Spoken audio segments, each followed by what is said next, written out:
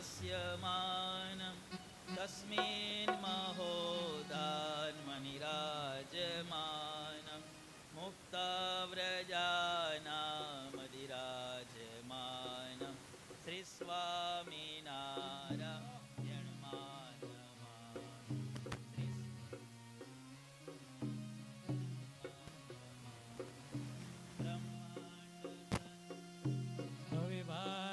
कांति आत्मकल्याण निगूढ़ कांति मनुष्य रूपार्पित दिव्य शांति श्री स्वामी नारायण मानमामि श्री स्वामी नारायण मानमामि मनुष्य रूपं प्रतिमा स्वरूपं तथाक्षरे धामनि दिव्यरूपं यस्यास्त्य भिन्नं कमनीयरूपं श्रीस्वामिनारायण मानमामि श्रीस्वामिनारायण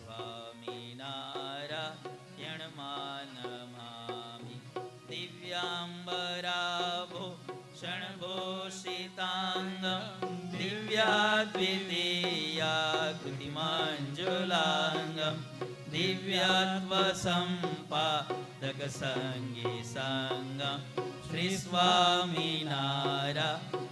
मानमामि श्रीस्वामिनारायण मानमामि स्वस्वामिनारायण नाममन्त्रं स्वयं विशन्तं भवपारयन्त्रं प्रौढप्रतापाश्रितलोकतन्त्र श्रीस्वामिनारायण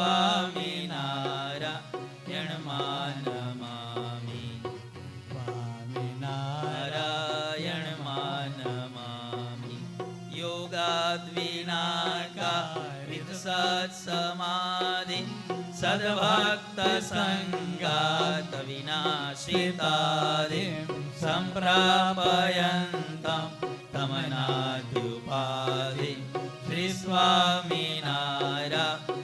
मानमामि श्रीस्वामिनारायण मानमामि सर्वावतारान्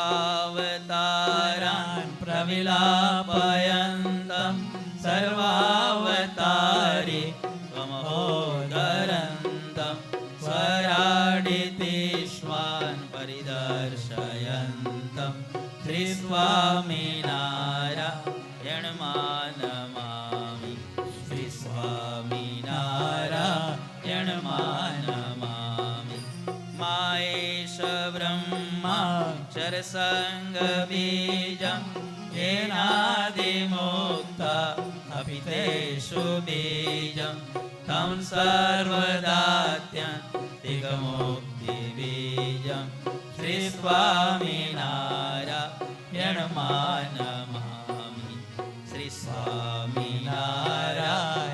मानमामि प्रत्यक्ष एव स्मिसति भानं दत्त्वा स्वकेभ्यो निजमूर्तिदानं यावद्रवीन्दो प्रकटप्रमाणं श्रीस्वामिनारायण मानमामि स्वामिनारायण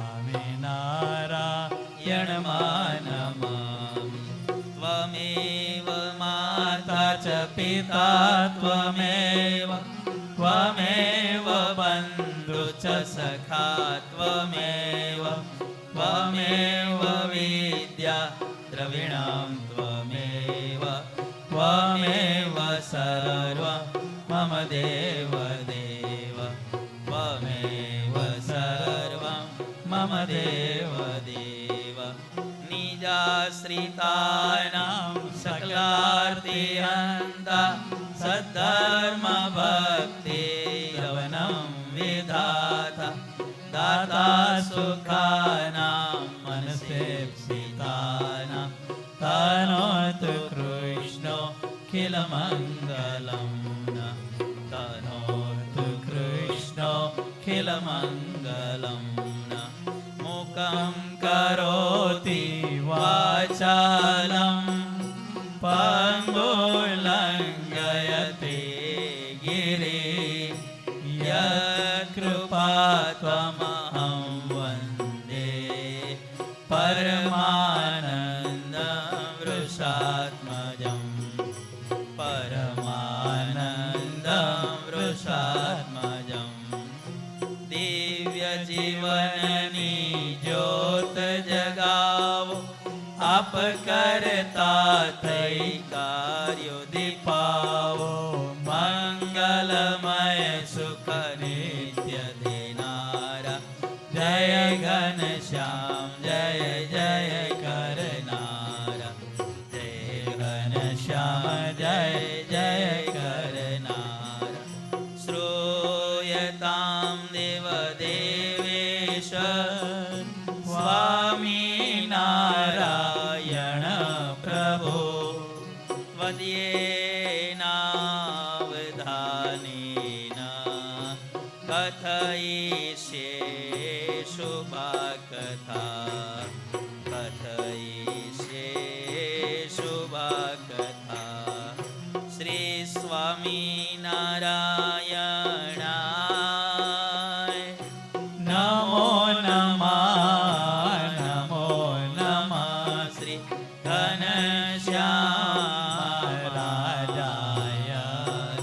નમો નમઃ નમો નમઃ શ્રી હરિ કૃષ્ણાય નમો નમઃ નમો નમઃ શ્રી સહજાનંદાય નમો નમઃ નમો નમઃ બાપા શ્રી ભગવતે નમો નમઃ નમો નમઃ શ્રી સદ્ગુરુભ્યો નમો નમઃ નમો નમઃ નમો નમઃ શ્રી સ્વામી બાપા ભગવતે નમો નમઃ નમો નમઃ નમો નમઃ સ્વામિનારાયણ હરે. ગઈકાલે આપણે કથામાં સાંભળ્યું કે કરણીબાએ મહારાજને પ્રાર્થના કરી કે તમારી સાથે દબાણ આપની આજ્ઞાથી આવી શકાય તેમ નથી, કારણ કે ભગવાનની આજ્ઞા કરી. તો અમારે દર્શનનો લાભ કયા પ્રકારે લેવો? ત્યારે મહારાજે કહ્યું કે અહીંયા બેઠા થકા દબાણમાં અમે જે લીલા કરીશું ઘેર બેઠા થકા તમે દેખશો. અને એ ઉપર ભગવાને 2 સ્વરૂપે, 3 સ્વરૂપે, 12 સ્વરૂપે, 36 સ્વરૂપે, 100 સ્વરૂપે, અનેક સ્વરૂપે, 9 લાખ સ્વરૂપે અને અનંત કોટી રૂપે ભગવાન સ્વામિનારાયણ આપણને દર્શન આપે છે. એ સિદ્ધાંત ઉપર ઘણી બધી ભગવાનની લીલાઓ. હવે આપણને ગોપાળ બાપા આગળ કથા સંભળાવે છે. આપણે બધાએ મૂર્તિમાં રહી મૂર્તિનું અનુસંધાન રાખીને કથા વાર્તાનું શ્રવણ તે કરીએ. સ્વામિનારાયણ હરે. શ્રી ગોપાલ બાપા ઉવાચ અથૈકદા મુનિ મુક્તા નંદમ બ્રહ્મ મુનિમ તથા સભા મધ્ય સ્થિત પ્રોચે હરિર્મધુર ભાષણ દર્ભાવત્યામ મહાયજ્ઞ કરણીયો મહામતી તસ્માદ ગત્વૈવ સંભારા વિદાપ્યંતામ મખોચિતા તત્રત્યોસ્તિ મદાસક્તો રઘુનાથાભિધો મુનિ ભક્તવર્ય સતત્કાર્યે કાર્યો મુખ્ય સુનીતિમાન. મહારાજે દબાણમાં યજ્ઞ કરવાનો સંકલ્પ કર્યો છે ને એ સંકલ્પને સાકાર કરવા માટે સ્વામિનારાયણ ભગવાન પોતે સંતોને ભક્તોની સભામાં બિરાજી અને મધુર વાણીને ઉચ્ચારતા એવા આપણા ઉપાસ્ય ઇષ્ટદેવ શ્રીહરિ, મુક્તાનંદ સ્વામી, બ્રહ્માનંદ સ્વામી વગેરે સંતો પ્રત્યે બોલ્યા, હે મહાબુદ્ધિમાન સંતો, દબાણમાં એક મોટા યજ્ઞનું અમારે આયોજન કરવું છે એવો અમે સંકલ્પ કર્યો છે. માટે ત્યાં યજ્ઞને ઉચિત એવી જે સામગ્રી તેને તમે એકત્ર કરાવો અને એ યજ્ઞની અંદર મદાસક્ત મારે વિશે જોડાયેલા એવા કેટલાક જે ભક્તો એમને તમે મુખ્ય કરો. કયા કયા ભક્તો? તો રઘુનાથ ભક્ત,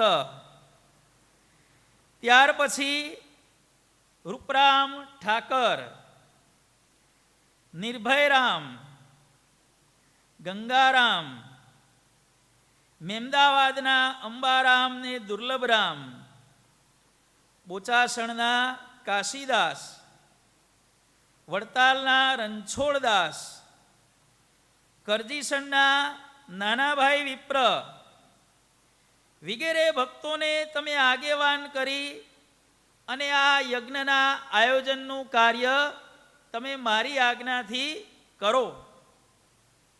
બધાય સંતો કહે છે કે મહારાજ આપનો સંકલ્પ છે, આપની આજ્ઞા છે તો બધું જ કાર્ય ખૂબ સારી રીતે પૂરું થઈ જશે. આપની આજ્ઞાથી અમે નિમિત્ત માત્ર બનવા માટે તૈયાર છીએ. મહારાજ કહે છે કે આપણે ગઈ સાલે અમદાવાદમાં પેલા લોલંગર બાવા જોડે જે આપણે સંઘર્ષ થયો હતો એનો આપણે પરાજય કર્યો છે અને પરાજયને પામેલો એવો જે આ લોલંગર બાવો યજ્ઞનું આયોજન સાંભળી અને યજ્ઞમાં ભંગ કરવા માટેના અનેક પ્રકારના ઉપાયો તે કરશે. યજ્ઞ ખૂબ સારી રીતે પૂરો થાય એના માટે આપણે સર્વે ખૂબ જ સાવધાનીથી વર્તવાનું છે. યજ્ઞની રક્ષા માટે અનેક ક્ષત્રિયોની પણ આવશ્યકતા પડશે. માટે તમે યજ્ઞનો આરંભ, એની સુરક્ષાની વ્યવસ્થા, યજ્ઞમાં બ્રાહ્મણોને બોલાવવા માટેની જે બધી કંકોત્રીઓ, બધાય ભક્તોને લખવાની આમંત્રણ પત્રિકાઓ, બધાનું કાર્ય તમે હવે શરૂ કરો અને બધાય સંતો સમગ્ર વિસ્તારોમાં પ્રસરી અને અમારા દબાણના યજ્ઞના મંગલ સમાચાર, પધારવાનું આમંત્રણ, નિમંત્રણ જે કહો તે તમે આપો. મહારાજે આ પ્રકારે વાત કરી અને પછી લોલંગર બાવાને ભગવાને કાગળ લખાવ્યો સંતો પાસે. લોલંગર બાવાને કાગળ લખાવ્યો કે ખોખરા અને મેમદાવાદમાં જે આપણે ગઈ સાલે સંઘર્ષ થયો એમાં તમારી યથાયોગ્ય સંભાવના અમારાથી થઈ શકી નથી. જો અમારી સંભાવના મહેમાન ગતિનો હજી પણ વધારે લાભ લેવો હોય, કંઈ પણ અરમાનો હજી અધૂરા રહી ગયા હોય તો આપની મહેમાન ગતિ માટે ખોખરા મેમદાવાદમાં જેવી વ્યવસ્થા હતી એના કરતાં પણ અનેક ગણી સારી વ્યવસ્થા અમે દબાણમાં કરવાના છીએ. લાભ લેવો હોય તો સમગ્ર તમારા લાગતા વળગતા મિત્ર મંડળ આ તે બધાની સાથે તમે પધારજો. આવો મર્મ ભરેલો કાગળ સ્વામિનારાયણ ભગવાને એક સંદેશાવાહક દૂતની સાથે લખાવી અને કાગળને લોલંગર બાવા તરફ મોકલાવ્યો. મહારાજે આ પ્રમાણે દબાણના યજ્ઞના આયોજનની એની આખી જે રૂપરેખા, એમાં આવતા વિઘ્નોથી સુરક્ષા, તમામ પ્રકારની ભગવાને ચર્ચા કરી અને પછી ભગવાન ત્યાંથી નીકળ્યા અને ભગવાને દબાણ તરફ પ્રયાણ તે કર્યું. આપણી ભારતીય સંસ્કૃતિમાં યજ્ઞનું ખૂબ જ વિશેષ મહત્વ કહેવામાં આવેલું છે. યજ્ઞ શબ્દ સંસ્કૃતમાં કુલ 2000 ધાતુઓ છે ભાઈ. 2000 ધાતુ. ધાતુ એટલે કે ક્રિયાપદ. એના ઉપરથી બીજા બધા શબ્દો બને છે. આપણે ખાવું, પીવું, નાચવું, કૂદવું, દોડવું, સૂવું, જાગવું, પાછળ વુ આવે ને, વુ ક્રિયાપદ કહેવાય. એવા સંસ્કૃત ભાષાની અંદર કુલ 2000 ક્રિયાઓ છે. 2000 ક્રિયાઓ. એમાંની એક ક્રિયા યજ, એને ન પ્રત્યય લાગે છે એટલે યજ ન, અને પછી સંસ્કૃત સંધિના નિયમ પ્રમાણે યજ્ઞ શબ્દ બને છે. યજ્ઞનો મહિમા કહેતા આપણા શાસ્ત્રો કહે છે, યજ્ઞોને કારણે આ પૃથ્વી ટકી રહી છે. યજ્ઞોને કારણે માણસોનું અસ્તિત્વ છે. યજ્ઞોને કારણે વરસાદ આવે છે. વરસાદને કારણે અન્ન પાકે છે. અન્ન પાકવાને કારણે સમગ્ર સૃષ્ટિનું પોષણ થાય છે. ટૂંકમાં યજ્ઞને કારણે જ આખી સૃષ્ટિનું અસ્તિત્વ ટકી રહ્યું છે. યજ્ઞનો મહિમા આ પ્રકારે કહેવામાં આવેલો છે. યજ્ઞોના અનેક પ્રકારો કહેવામાં આવેલા છે. જેમ કે આપણે પરોક્ષના શાસ્ત્રોમાં નજર કરીએ, અગ્નિષ્ટોમ અને જ્યોતિષ્ટોમ નામના યજ્ઞો એ પણ અનેક વાર થયેલા છે. દેવતાઓ દ્વારા, માનવો દ્વારા, ઋષિઓ દ્વારા અને રાક્ષસો દ્વારા, ત્રણેય દ્વારા પોતાની સુખાકારી માટે યજ્ઞનું આયોજન ત્રણેય ઠેકાણે થયેલું છે. સ્વર્ગમાં દેવો દ્વારા, પૃથ્વી ઉપર ઋષિમુનિઓ માનવો દ્વારા અને પાતાલમાં રાક્ષસો દ્વારા. યજ્ઞની ક્રિયા બધી જગ્યાએ કરવામાં આવે છે. અગ્નિષ્ટોમ અને જ્યોતિષ્ટોમ ઋષિ યજ્ઞો છે બધાય. ત્યાર પછી મોટા મોટા રાજાઓ અશ્વમેધ યજ્ઞ કરતા હતા, એ પણ આપણે સાંભળ્યું છે. ઘણા રાજાઓ નરમેધ યજ્ઞ કરતા હતા, એ પણ આપણે સાંભળ્યું છે. રાજસૂય યજ્ઞ, વાજપેય યજ્ઞ, એ પણ એક યજ્ઞનો પ્રકાર છે, રાજાઓ દ્વારા કરવામાં આવતો યજ્ઞ. સર્પસત્ર, એ પણ એક યજ્ઞ થયેલો છે.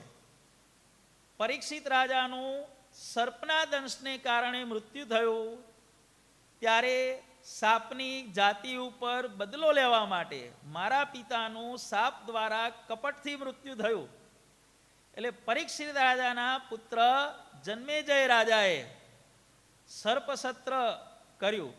એમાં અબજોની સંખ્યામાં સાપોને હોમી દીધા અને પૃથ્વી ઉપરથી આખો સાપનો ભાર ઓછો થયો.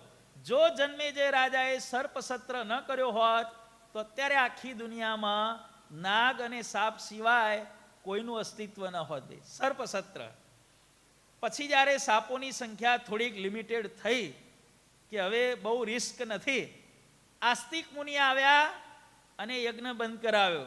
જન્મેજય સ્ટોપ, હવે મૂકી દે. ત્યારે આ સર્પસત્ર એ પણ કહેવામાં આવે છે. અનેક પ્રકારના વિધિ વિધાનોથી યુક્ત સકામ અને નિષ્કામ ભાવના, હિંસક અહિંસક બધી પ્રકારના યજ્ઞો શાસ્ત્રોની અંદર બધા કહેલા છે. અને સૌ પોતપોતાની પ્રકૃતિ પ્રમાણે બધા યજ્ઞ કરતા જ હોય છે. યજ્ઞો આ પ્રકારે અનેક પ્રકારના કહેવામાં આવેલા છે. યજ્ઞોના કુલ 3 પ્રકારો કહેવામાં આવેલા છે. આમ 4 પ્રકાર છે આપણા કારણ સત્સંગની સમજણ મુજબ. પરોક્ષની અંદર 3 પ્રકાર કહેવામાં આવેલા છે: સાત્વિક, રાજસી અને તામસી. અને ચોથો પ્રકાર સાંઈ બાપાએ આપણને શીખવાડ્યો, સ્વામિનારાયણ ભગવાને શીખવાડ્યો એ મુજબ નિર્ગુણ 4 પ્રકારના યજ્ઞો કહેવામાં આવેલા છે. નિર્ગુણ, સાત્વિક, રાજસી અને તામસી 4 પ્રકારના યજ્ઞ કહેવામાં આવેલા છે. આ બધા યજ્ઞોની વ્યાખ્યા આપણે જોઈએ. જે યજ્ઞ જીવાત્માના કલ્યાણને માટે, ભગવાનની પ્રસન્નતાને માટે અને નિષ્કામ ભાવે કરવામાં આવે છે એને કહેવામાં આવે છે નિર્ગુણ યજ્ઞ. ભગવાનની પ્રસન્નતા માટે, જીવના કલ્યાણને માટે અને નિષ્કામ ભાવે કરવામાં આવતો યજ્ઞ એને નિર્ગુણ યજ્ઞ કહેવામાં આવ્યો છે. સાત્વિક યજ્ઞ શાસ્ત્ર વિહિત, શાસ્ત્રમાં કહેલા જે વચનો, વિધિ વિધાન એના પ્રમાણે મારે આ વસ્તુ કરવી જોઈએ એમ કર્તવ્ય તરીકે માનીને અને ફળની ઈચ્છા રાખ્યા વગર જે યજ્ઞ કરવામાં આવે છે એને સાત્વિક યજ્ઞ કહેવામાં આવે છે. પોતાનું કોઈ પ્રયોજન સિદ્ધ કરવા માટે, સ્વાર્થ સિદ્ધ કરવા માટે યજ્ઞ કરવામાં આવે છે એને રાજસી યજ્ઞ કહેવામાં આવે છે. અને ભગવાનની આજ્ઞા વિરુદ્ધ હિંસામય અથવા બીજાનો નાશ કરવા માટે, બીજાને નુકસાન પહોંચાડવા માટે જે કોઈ વિધિ વિધાન કરવામાં આવે છે એને કહેવામાં આવે છે તામસી યજ્ઞ. યજ્ઞ બધા કહેવાય પણ એની આ પ્રમાણે કેટેગરીઓ છે: નિર્ગુણ, સાત્વિક, રાજસી અને તામસી. માત્ર યજ્ઞમાં નહીં, વિશ્વની દરેક વસ્તુઓની અંદર આ 4 પ્રકારના યજ્ઞ જેમ કહેવામાં આવ્યા છે ને એમ તમામ વસ્તુઓની અંદર આ 4 પ્રકારના ભેદ કહેવામાં આવ્યા છે. એ જુઓ, પ્રાણીઓની અંદર જુઓ, એમાં પણ આ 4 વિભાગ હોય છે. આમ 3, આમ 4. ઘણા પ્રાણીઓ તામસી હોય, જેમ આપણે લઈએ ગાયો. ઘણી ગાયો કેવી હોય? મારકણી હોય, ભાઈ, તામસી સ્વભાવની હોય. કૂતરાઓમાં જુઓ, તામસી સ્વભાવના, જોઈ એટલે તરત જ સીધું દોડવાની જ વાત ને ભોં ભોં કરીને કરડવાની વાત, તામસી સ્વભાવના કૂતરા હોય. ઘણા પ્રાણીઓ રાજસી સ્વભાવના હોય, એમાં તમોગુણ ઓછો હોય ખરો, પણ ખાવાની લાલચ બહુ જ હોય. ખાવાનું જોઈએ ને તરત દોડે. ઘણા કૂતરા ક્રોધી ના હોય, ભસે નહીં, બહુ કઈડે નહીં, પણ ખાવાનું જોઈએ તરત દોડે. રાજસી સ્વભાવ કહેવાય ભાઈ. ઘણા કૂતરા સાત્વિક હોય, ગરમ ના થાય, ખાવામાં આસક્તિ, એકદમ શાંત સ્વભાવના હોય, સાત્વિક. ગાયોમાં પણ એવું હોય છે. તમામ પ્રાણીઓ અને પંખીઓની અંદર તામસી, રાજસી અને સાત્વિકી સ્વભાવના આપણને ઉદાહરણો જોવા મળે છે. ક્યારેક નિર્ગુણ ઉદાહરણો પણ જોવા મળે છે. માણકી ઘોડીને શેમાં ગણશો ભાઈ? નિર્ગુણ કહેવાય. ભગવાનને દૂધ આપતી ગોમતી ગાય, દાદા ખાચરના દરબારમાં રહેલો લીમડો, ગોપાળ બાપાના સ્પર્શે કાંટા વગરની થયેલી બોરડી, આને સાત્વિક ના કહેવાય. શું કહેવાય? ભગવાન અને મોટાના સંબંધને પામ્યા મધ્યના 13મા પ્રમાણે બધા નિર્ગુણ કહેવાય. ભગવાનના સંબંધને પામેલા જીવાત્માઓ અથવા તો પશુ પક્ષીની જે જાતિ એમાં રહેલા બધા મુક્તાત્માઓ જે આપણે કહીએ તે 4 પ્રકારની સૃષ્ટિ જોવા મળે છે. 4 પ્રકારની સૃષ્ટિની અંદર જે બધી ક્રિયાઓ છે એ ક્રિયાઓના પણ આ પ્રમાણે 4 વિભાગ પાડવામાં આવ્યા છે. ભાઈ, શિક્ષાપત્રી અર્થદીપિકામાં સતાનંદ સ્વામી 59મા શ્લોકની અર્થ વિસ્તારની ટીકામાં આપણને સમજાવે છે. અર્થદીપિકાની અંદર 59મો શ્લોક. જ્ઞાનના પણ 4 પ્રકાર છે. પ્રાણીઓના 4 પ્રકાર કયા ને આપણે, જ્ઞાનના પણ 4 પ્રકાર છે. ભાઈ, ભગવાનનું જ્ઞાન એ નિર્ગુણ જ્ઞાન છે. ભગવાનનો સાક્ષાત્કાર થવો એ નિર્ગુણ જ્ઞાન છે. આત્માનો સાક્ષાત્કાર થાય ત્યારે એ વ્યક્તિ સાત્વિક જ્ઞાની કહેવાય, પેલો નિર્ગુણ જ્ઞાની કહેવાય. સાક્ષાત્કાર થયો એ નિર્ગુણ જ્ઞાની, આત્માનો સાક્ષાત્કાર થયો સાત્વિક જ્ઞાની.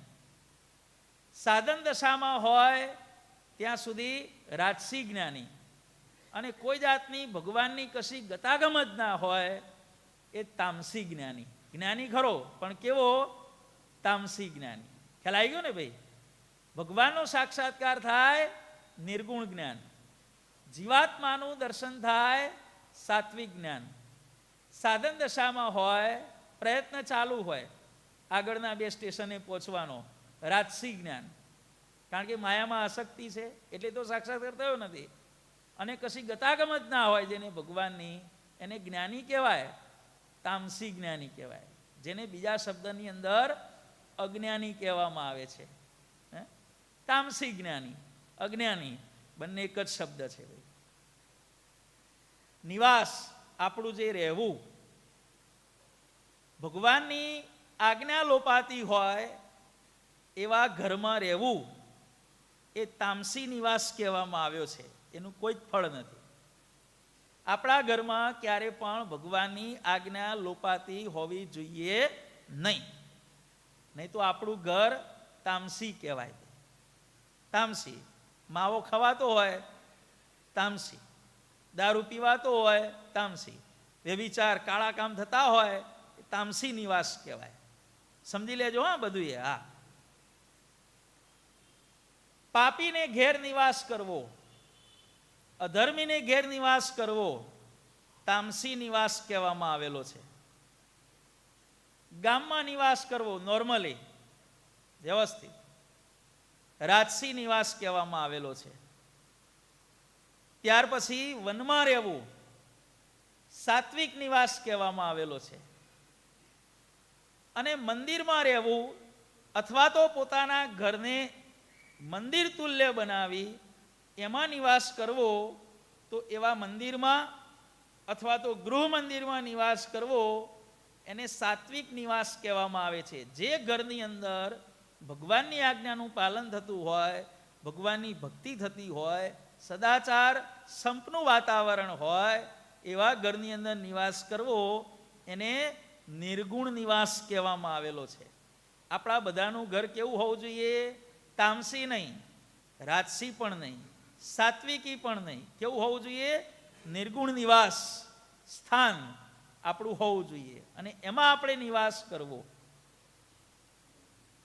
ત્યાર પછી શ્રદ્ધાના પણ 3 પ્રકાર કહેવામાં આવેલા છે. ભગવાનમાં શ્રદ્ધા, નિર્ગુણ શ્રદ્ધા. આત્મામાં શ્રદ્ધા, સાત્વિક શ્રદ્ધા આત્મવિષયક જીવાત્માની મેટરમાં. સ્વાર્થમાં શ્રદ્ધા મોટાભાગના મનુષ્યોની હોય છે, રાજસી શ્રદ્ધા. અને કાળા કામ કરવામાં શ્રદ્ધા, તામસી શ્રદ્ધા. બોલો કઈ શ્રદ્ધા કેળવવાની ભાઈ? નિર્ગુણ શ્રદ્ધા. શ્રદ્ધા એટલે તત્પરતા. આપણે ભગવાનનું કામ કરવામાં કેટલા તત્પર છીએ? જીવાત્માના સંબંધી કાર્ય કરવા માટે કેટલા તત્પર છીએ? પોતાનો સ્વાર્થ સાધવામાં કેટલા તત્પર છીએ? અને કાળા કામ કરવામાં કેટલા શ્રદ્ધાવાળા છીએ, તત્પર છીએ? 4 પ્રકારની તત્પરતાઓ હોય છે. વિશ્વમાં કોઈ માણસ તત્પરતા વગરનો હોતો નથી, પણ દરેકની તત્પરતા આ 4 સેક્શનની અંદર વેચાયેલી હોય છે. કોઈ 5%, 10%, સરવાળો કરો તો 100% થઈ જાય. આપણી શ્રદ્ધા પણ નિર્ગુણ હોવી જોઈએ. કાર્યના પણ 4 પ્રકાર કહેવામાં આવેલા છે. ભગવાન સંબંધી કાર્ય, ભગવાનને રાજી કરવા માટે નિષ્કામ ભાવે કરાતું કાર્ય, એ નિષ્કામ કર્મ કહેવામાં આવેલું છે. જીવાત્મા સંબંધી કાર્ય સાત્વિક કર્મ કહેવામાં આવેલું છે. પોતાનો સ્વાર્થ સિદ્ધ કરવા માટે કરવામાં આવતું કાર્ય રાજસી કાર્ય કહેવામાં આવેલું છે. અને કુકર્મ જે કરાય એને તામસી કર્મ, આજ્ઞા વિરુદ્ધનું કાર્ય એ તામસી કાર્ય. આ પ્રકારે કર્મના પણ કુલ 4 પ્રકારો કહેવામાં આવેલા છે. દાનના પણ 4 પ્રકારો કહેવામાં આવેલા છે. દાનના કુલ 4 પ્રકારો. ભગવાનને અર્પણ કરેલું દાન એને નિર્ગુણ દાન કહેવામાં આવેલું છે, નિર્ગુણ કહેવાય. સમાજના ભલા માટે, જન કલ્યાણ માટે કરવામાં આવતું સુપાત્રમાં કરેલું દાન સાત્વિક દાન કહેવામાં આવેલું છે. પોતાનો સ્વાર્થ સિદ્ધ કરવા, કીર્તિ વધારવા, પબ્લિસિટી માટે કરવામાં આવેલું દાન રાજસી દાન કહેવામાં આવેલું છે. અને કુપાત્રને કરવામાં આવેલું દાન તામસી દાન કહેવામાં આવેલું છે. એ તામસી દાન કહેવાય. દાનના પણ પ્રકારો છે, સુખના પણ 4 પ્રકારો છે. ભગવાનનું સુખ છે એ નિર્ગુણ સુખ છે. જીવાત્માનું સુખ છે, દેહથી પૃથક થઈ આત્મારૂપ થવું, સાત્વિક સુખ કહેવામાં આવેલું છે. વિષય સંબંધી સુખ, સારા સારા ગાડી બંગલા બધું ભોગવવું, રાજસી સુખ કહેવામાં આવેલું છે. અને ઘણા પ્રયત્ને કરીને, કષ્ટે કરીને, જેમાં કંઈ માલ ન હોય એવું જે સુખ મળે એને છેલ્લે કહેવામાં આવેલું છે તામસી સુખ કહેવામાં આવેલું છે. આ પણ કહેવામાં આવેલું છે. ભોજનમાં પણ કહેવામાં આવેલું છે. ભોજનની અંદર સડેલું, આજ્ઞા વિરુદ્ધનું જે કંઈ બધું છે, ઉતરી ગયેલું, ભગવાને જે વસ્તુ ખાવાની ના પાડી છે એવી તમામ વસ્તુઓનું ભોજન તામસી ભોજન કહેવામાં આવેલું છે. જીહવાના રસથી જે ભોજન થાય રાજસી ભોજન, ભલે ભગવાનને ધરાવેલું, હા બહુ સારું બનાવ્યું છે હો, તો જે નિર્ગુણ ભોજન હતું એ તરત કન્વર્ટ થઈ જાય છે, એમાં રાજસી ભોજનમાં કન્વર્ટ થઈ જાય. જીભના સ્વાદથી ખાવામાં આવેલું ભોજન એ રાજસી ભોજન છે. ત્યાર પછી શરીરને માફક આવે એવું,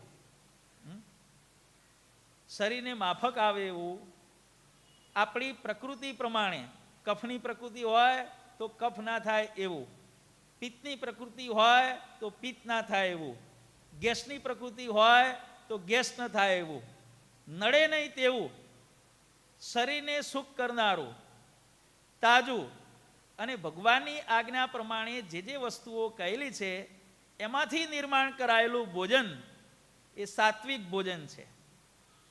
ભગવાનને ધરાવી ભગવાનની સ્મૃતિપૂર્વક જમવામાં આવેલું ભોજન એને નિર્ગુણ ભોજન કહેવામાં આવે છે. કયું? ભગવાનની સ્મૃતિપૂર્વક જમવામાં આવેલું ભોજન નિર્ગુણ ભોજન છે. સ્વાદ માનીને ખાઓ તો એ જ ભોજન રાજસી થઈ જાય, એ જ ભોજન સાત્વિક થઈ જાય. જો એક જ છે, પણ જેવી ભાવના હોય ને એ પ્રમાણે ભોજન થઈ જાય. એ પ્રમાણે જેમ આ બધી વસ્તુઓના સાત્વિક, રાજસી ને તામસી અને નિર્ગુણ 4 ભાગ પાડવામાં આવ્યા. યજ્ઞોના પણ આપણે આગળ જોયું એ પ્રમાણે કુલ 4 ભાગ છે: નિર્ગુણ, સાત્વિક, રાજસી અને તામસી. જેની જેવી રુચિ હોય એ પ્રમાણે યજ્ઞ દરેક કરે જ છે.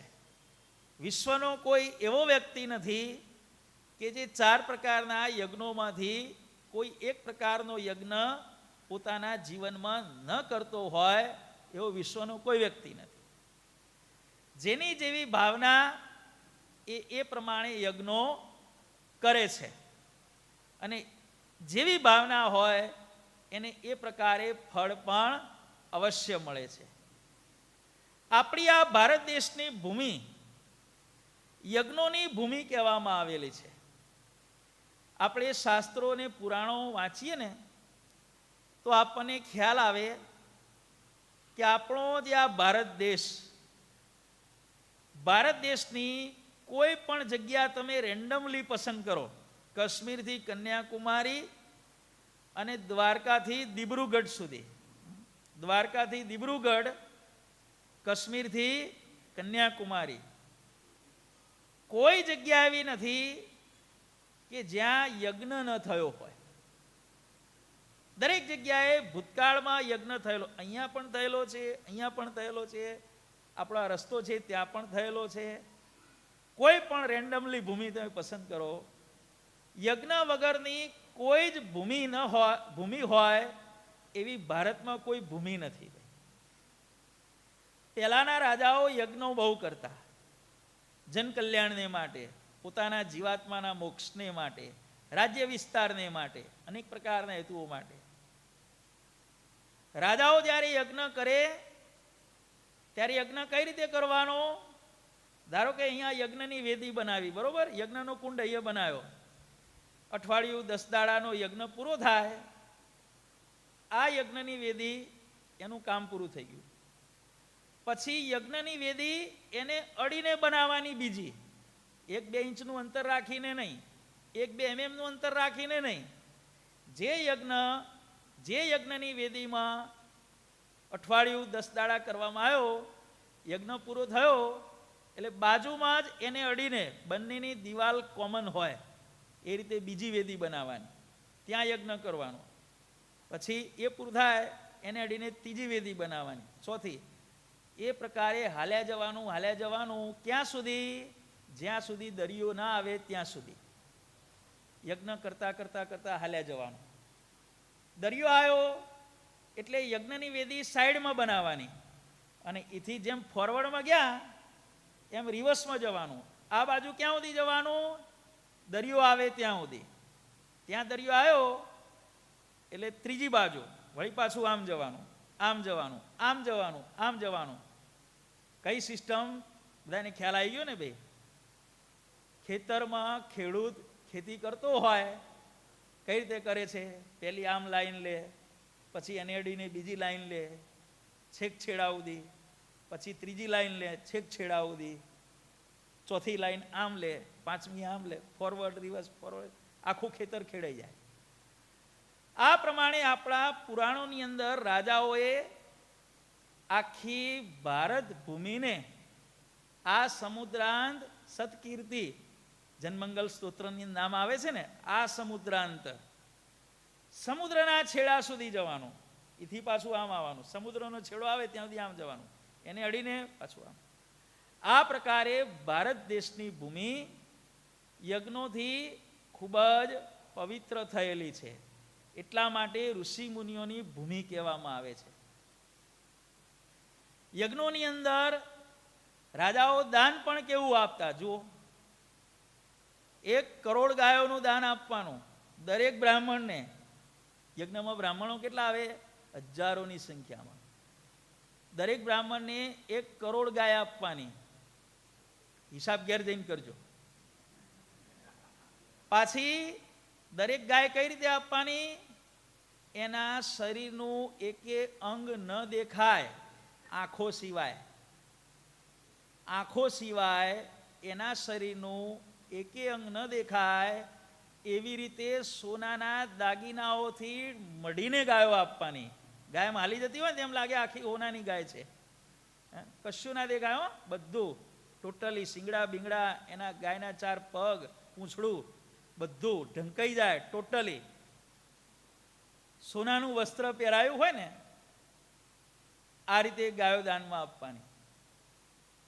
એક ગાયની પાછળ સેવા કરનારા 2-3 સેવકો આપવાના. આટલું કર્યા પછી પણ ગાયનું અને સેવકનું મેન્ટેનન્સ, એનો પગાર એ પાછો રાજાએ આપવાનો. આટલું બધું દાન રાજાઓ કરતા ભાઈ. અને એટલું બધું દાન કર્યા પછી એમની આવકમાં પણ જબરજસ્ત વધારો થતો. જેટલું વાવો એનાથી 1000 ગણું ઉગે. આ એક નિયમ છે. અને પાનખરમાં જેટલું ખરે એટલું વસંતમાં ખીલે, આટલું યાદ રાખવાનું. જે પાનખરમાં ખરે નહીં એ વસંત ઋતુમાં ખીલે પણ નહીં. સમજી ગયા ને ભાઈ? શોર્ટ ને સ્વીટમાં. જેનો ભગવાનના ચરણે 1 રૂપિયો નાખતા પણ જીવ ન ચાલે, એના જીવનની કોદાળો ખીલવણી ના થાય. પેલું પાનખરમાં ખરવું પડે અને પછી વસંતમાં ખીલવાનો ચાન્સ આવે. જે ખર્યા જ નથી એ ખીલવાના પણ નથી.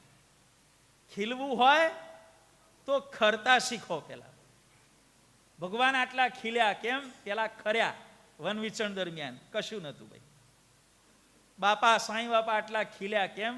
બધું ખરી પડ્યું ભાઈ. સાધુ ખરી પડ્યા, બધું ખરી પડ્યું ને ભાઈ. હરિભક્તો ખરી પડ્યા, સાથ સહકાર ખરી પડ્યો, બધું ખરી પડ્યું અને પછી ખીલ્યા. જુઓ, દરેક મહાન પુરુષના જીવનમાં જે ખીલ્યા છે ને એ ખર્યા પછી જ ખીલ્યા છે. જે ખર્યો નથી એ ખીલ્યો પણ નથી. આટલું યાદ રાખજો ભાઈ. ખીલવું છે પેલા ખરી પડો. ભગવાનને રાજી કરવા હોય તો પેલા ખરવું પડે. શું? ભગવાનને ન ગમતા સ્વભાવ પ્રકૃતિ, ભગવાનની આજ્ઞા આપણાથી લોપાતી હોય, પંચ વર્તમાનથી વિરુદ્ધ વર્તાતું હોય, આ બધું ખેરવું પડે. પેલા ભગવાનના ચરણે થોડું મૂકવું પડે, પછી પાછું આવે ભાઈ. એમને ના આવે. રાજાઓની આવક વધતી હતી. આટલું બધું દાન જોઈ અને જે લોકો યજ્ઞમાં દર્શન કરવા માટે આવતા, રાજા સાહેબ યજ્ઞ કરાવે, ચાલો જોવા જઈએ, તો યજ્ઞમાં જે કોઈ આવે એ દરેકની સ્થિતિ દેવતા તુલ્ય થઈ જતી હતી. યજ્ઞની ભવ્યતા જોઈને દેવોના જેવી દરેકની સ્થિતિ થઈ જાય. આનું અર્થઘટન શું કર્યું છે? એ રાજ્ય સમૃદ્ધિ, યજ્ઞની સમૃદ્ધિ, અપાતું દાન, આ બધું જોઈને લોકોને એટલું બધું આશ્ચર્ય થતું કે લોકો આંખના મટકા પણ નહોતા મારતા. આમ ત્યારે બધા લોકોને શું લાગે કે આ વ્યક્તિ યજ્ઞ જોવા આવ્યો છે, એણે છેલ્લી 20 મિનિટથી આંખનો પલકારો માર્યો નથી, માટે આ કોઈ દેવતા છે કે કોઈ માણસ છે? આશ્ચર્યથી ફાટી રહેલી આંખો એ મનુષ્યો જાણે કે દેવતા હોય એવો દેખનારાની આંખોમાં ભ્રમ પેદા કરતી હતી. જબરો યજ્ઞ કર્યો, આંખ વિસ્તૃત થઈ જાય. બધું જોવામાં આંખનો પલકારો મારવાનું ભૂલી જાય. ત્યારે કોઈકને શંકા થાય, આ 10-15 મિનિટથી આંખનો પલકારો માર્યો નથી તો દેવ છે કે માણસ છે? લાવો આધાર કાર્ડ લાવો ભાઈ, પૂછીએ ભાઈ તમે કોણ છો ભાઈ? દેવતા છો કે માણસ છો ભાઈ? વિચારો. આવા ભવ્ય યજ્ઞો ભારતની સંસ્કૃતિમાં થયેલા છે. યજ્ઞોનું મહાત્મય પહેલેથી ઋષિમુનિઓએ કહેલું છે. થોડા વર્ષો પહેલા ભારતની પૂર્વમાં આવેલો ઇન્ડોનેશિયા નામનો દેશ, ભારતીય સંસ્કૃતિ આજે પણ ત્યાં જીવંત છે. બહુ ભૂકંપો આવતા હતા. શું કરવું ભાઈ ભૂકંપને ટાળવા માટે? ત્યારે એમણે ભારતના પંડિતોની સલાહ લીધી, વિદ્વાન વિપ્રોની સલાહ લીધી. તમારા ઇન્ડોનેશિયામાં ભૂકંપ બહુ આવે છે અને વિસ્તાર પણ એવો છે, ભલે બંધ ના થાય કંઈ નહીં, પણ થોડુંક ઓછું થાય એવું કરો કે. ત્યારે ભારતના વિદ્વાન બ્રાહ્મણોએ સલાહ આપી, ઇન્ડોનેશિયામાં તમે અમુક વિસ્તારમાં બધે યજ્ઞ કરાવો કે, અને ધરતીની અંદર આપણે જે શિવલિંગ ઉપર દૂધ રેડે છે ને, એ દૂધ જમીનમાં ઉતરે. દૂધનો અભિષેક કરો કે જમીનમાં, કે યજ્ઞ કરો, દૂધનો અભિષેક કરો અને દૂધ અને ઘી બધું જમીનમાં ઉતારો કે. અને એ લોકોએ કર્યું અને પરિણામ આવ્યું પાછું તત્કાલ. ભૂકંપોની સંખ્યા સાવ ઘટી ગઈ. આખો દેશ સુખી થયો યજ્ઞોને કારણે. જમીનની અંદર દૂધ ઉતર્યું, ઘી ઉતર્યું, જમીન સાત્વિક બની, ભૂકંપો સાવ ઓછા થઈ ગયા. ભાઈ, આ ઇન્ડોનેશિયાનો દાખલો છે, થોડા વર્ષ પહેલાનો જ દાખલો છે. યજ્ઞની અંદર આટલો જબરજસ્ત પ્રભાવ રહેલો છે. આપણા ભારત દેશની અંદર આટલા બધા યજ્ઞો થયા. કેટલા? તો ભારતની ભૂમિની અંદર શક્તિ કેટલી હશે એ વિચારો ભાઈ. યજ્ઞ ભૂમિ જેને કહેવામાં આવી છે, આવી આપણી ભારતની યજ્ઞ ભૂમિ. શરૂઆતમાં બધું બરોબર ચાલ્યું, પણ પછી દરેક વસ્તુમાં વિકૃતિ આવે છે. યજ્ઞોની અંદર પણ વિકૃતિ આવી. જે અહિંસામય યજ્ઞો થતા હતા એનું સ્થાન ધીમે ધીમે ધીમે હિંસામય યજ્ઞો લેવા માંડ્યા. જે પહેલા ચોખાનો હોમ થતો હતો, સાત્વિક વસ્તુઓનો હોમ થતો હતો, એની જગ્યાએ પ્રાણીઓનો વધ થવા માંડ્યો. રોકવાના પ્રયત્નો કરવામાં આવ્યા. નારદજીએ પ્રાચીન બર્હિષ્ઠ નામનો રાજા બહુ જ યજ્ઞો કરેલા, બધા હિંસામય કરેલા. નારદજી કહે છે કે રાજન, તમે આ બધા પ્રાણીઓને મારો તો છો, પણ જુઓ હું તમને સમાધિ કરાવું છું. કે સમાધિ કરી એમને નરકમાં મોકલ્યા. રાજાએ શું જોયું? જે પ્રાણીઓ જેની હિંસા પોતે યજ્ઞમાં કરી હતી, બીજાની પાસે કરાવી હતી, બધા યજ્ઞો પ્રાચીન બર્હિષ્ઠ રાજાને નરકમાં ગયેલો જોઈ એને મારવા, કરડવા અને ખાવા માટે દોડીને આવ્યા. પેલો રાજા ગભરાઈ ગયો. એટલે નારદજીએ સમાધિમાંથી પાછો તરત ખેંચી લીધો. કહ્યું, રાજન, તમારી આ દશા થવાની છે, સમજી લેજો. હવે જે થયું છે તમારે ભોગવવું પડશે, પણ વધારે દુઃખી ન થવું હોય તો આ પશુઓનો વધ તમે બંધ કરો. પશુઓનો વધ બંધ કર્યો. પહેલા જે હિંસા કરી હતી અને રાજા જ્યારે ત્યાં હાજર થયા ત્યારે જે પ્રાણીનો જે રીતે વધ કર્યો હતો એ પ્રમાણે દરેક પ્રાણી એ રાજાને શિક્ષા કરવા લાગ્યું. અને ત્યારે આ વસ્તુ શાસ્ત્રમાં લખાણી કે હિંસા કરવાથી કેટલું ભયંકર પરિણામ આવે છે. જુઓ, બીજો દાખલો છે, ઇન્દ્રના દરબારમાં સ્વર્ગમાં યજ્ઞનું આયોજન કરવામાં આવ્યું. ઋષિ મુનિઓને બોલાવવામાં આવ્યા અને દેવતાઓ અને ઋષિઓની વચ્ચે સંઘર્ષ થયો, સાચી ને ખોટી વસ્તુ વચ્ચે. દેવતાઓએ મહાપૂજાની ચોપડી કાઢી અને ઋષિ મુનિઓએ ચોપડીઓ કાઢી. ચોપડીઓ તો અરખી જ હતી, વિધિ તો અરખા જ હોય. એમાં શબ્દ લખ્યો હતો અજેન યજેત. અજેન એટલે અજ દ્વારા, યજેત યજ્ઞ કરવો. બંનેની ચોપડીમાં એક જ વસ્તુ લખી હતી, લીટી અરખી જ હતી, પાના નંબર, લીટી બધું સેમ હતું. એક જ પ્રેસમાં ચોપડી પ્રિન્ટ થઈ હતી, હરખું જોઈને બધું. ભાઈ, અજેન યજેત, અજ દ્વારા યજ્ઞ કરવો. ત્યારે દેવતાઓએ શું અર્થ કર્યો? ભાઈ, દેવતાઓ કહે છે કે ભાઈ અજ કાઢો ડિક્શનરી, સંસ્કૃતની કે સંસ્કૃતની ડિક્શનરી કાઢી. અજ અજ હા અજ. અજ એટલે બકરો. કે બકરો વધેરીને યજ્ઞ કરવો. દેવતાઓ આવું કહેવા માંડ્યા. ઋષિ મુનિઓ કહે છે કે ભાઈ ક્યાંથી કહો છો? તો આ પાન નંબર, આ લીટી કાઢો. હા, અજેની અજેટ લખ્યું તો છે કે, પણ એનો અર્થ બકરો નથી. અજ. અજ શબ્દનો બીજો અર્થ સંસ્કૃતની ડિક્શનરીમાં તમે આગળ જુઓ શું લખ્યું છે કે અજ એટલે બકરો. એના પાછળ બીજા અર્થો લખ્યા છે. એમાં શું લખ્યું છે? જ એટલે જન્મે તે, અજ ન જન્મે તે. શાંતિ અશાંતિ, પવિત્ર અપવિત્ર, શોક અશોક. એમ જ એટલે જન્મે તે. અજ ન જન્મે તે, ન જન્મે તે એટલે ન ઉગે તે. જન્મવું ને ઉગવું બંને વસ્તુ તો સરખી જ છે. માણસને પ્રાણી માટે જન્મવું કહેવાય, વનસ્પતિ માટે એનો જન્મ કયો? ઉગવું. ન ઉગે તેવી ડાંગર દ્વારા યજ્ઞ કરવો. ઋષિ મુનિઓએ આવો અર્થ કર્યો ભાઈ. ન ઉગે એવી ડાંગર દ્વારા યજ્ઞ કરવો. જો આ યજ્ઞની અંદર ચોખા વપરાય ને, ડાંગરમાં એવું હોય છે 4-5 વર્ષ સુધી એને વાવવામાં ન આવે તો એ ડાંગર પછી ઉગતી નથી. જો મહાપૂજામાં ચોખા હંમેશા જૂના હોય.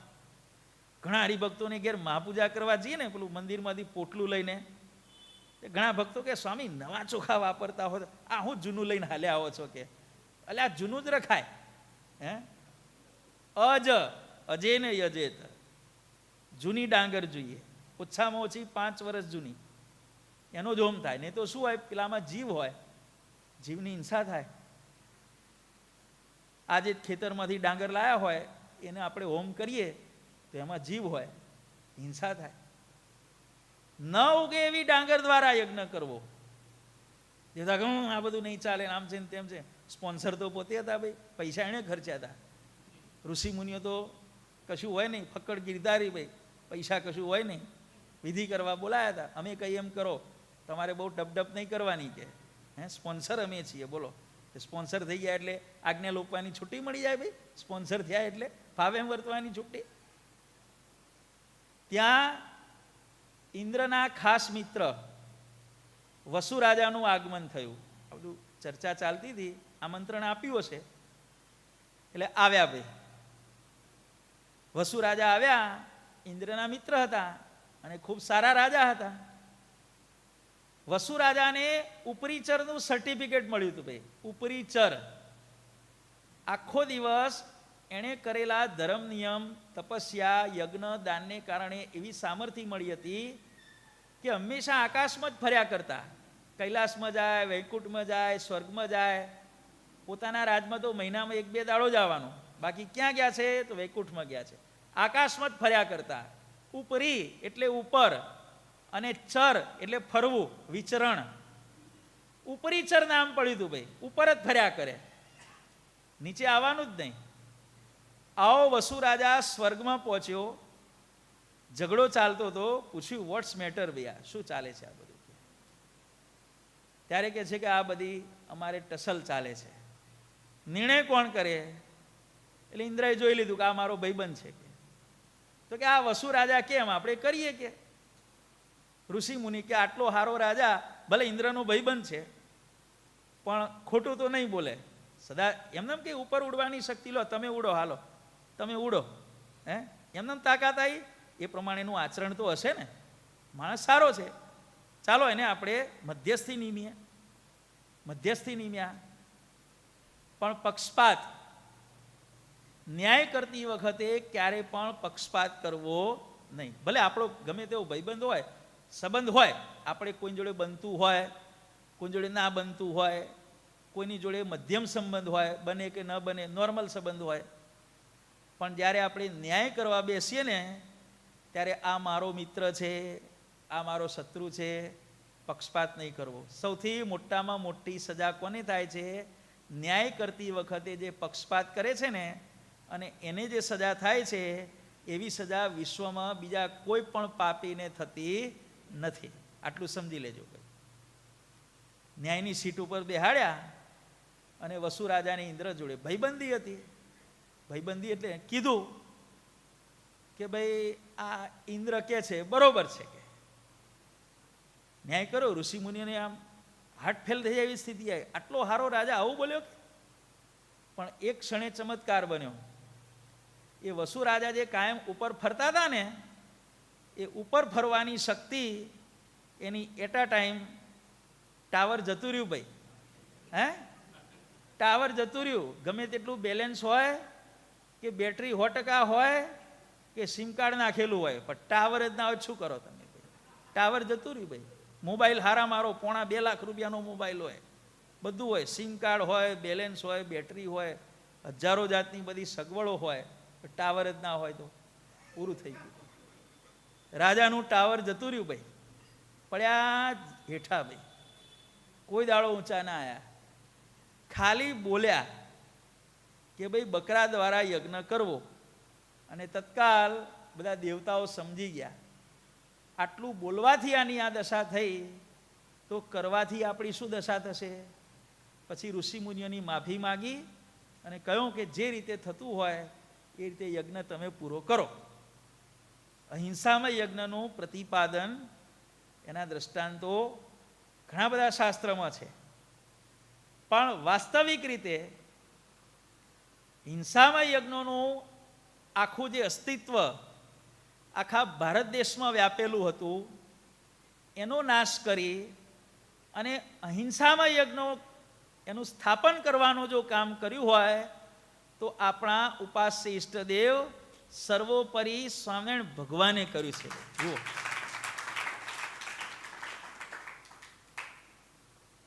આપણે રોજ ઘણીવાર શ્લોક બોલીએ છીએ, આદૌ પ્રેમવતી વૃષાંગ જનનમ. ભગવાનનું આખું જીવન ચરિત્ર 49 વર્ષ 2 માસને 1 દિવસમાં ભગવાને શું શું કામો કર્યા, એ તમામ કામોનું લિસ્ટ આદૌ પ્રેમવતી વૃષાંગ જનનમ એ શ્લોકની અંદર કરેલું છે. એમાં એક શબ્દ આવે છે, હિંસા વર્જિત ભૂરી યજ્ઞ કરણમ. આટલો એક શબ્દ આવે છે, આખો શબ્દ છે. હિંસા વર્જિત, હિંસાથી રહિત એવા. ભૂરી, ભૂરી એટલે ઘણા. યજ્ઞ, યજ્ઞ. કરણમ, કરનારને, એવા કરનાર. હિંસા રહિત એવા અનેક યજ્ઞો કરનારા સ્વામિનારાયણ ભગવાન.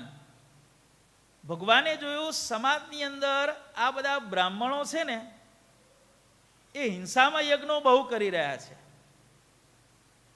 મહારાજે દરેક બ્રાહ્મણોને બોલાવ્યા, ભૂદેવ તમારાથી આવું થાય ભલા માણસ કે? આવી રીતે કરશો, બધા શાસ્ત્રના પ્રમાણો બધું આપીને સમજાયા. ત્યારે કહે છે કે મહારાજ, કોઈ હિંસા વગરનો યજ્ઞ કરવાનો કોઈ ઓર્ડર જ નથી હાલતું કે.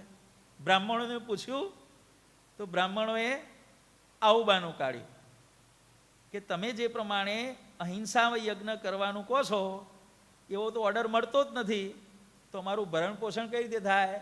બ્રાહ્મણોએ આવું બાનું કાઢ્યું. પબ્લિકને પૂછ્યું કે તમે ઘેર બધો વિધિ કરાવો, અહિંસામય કરાવતા હોય તો?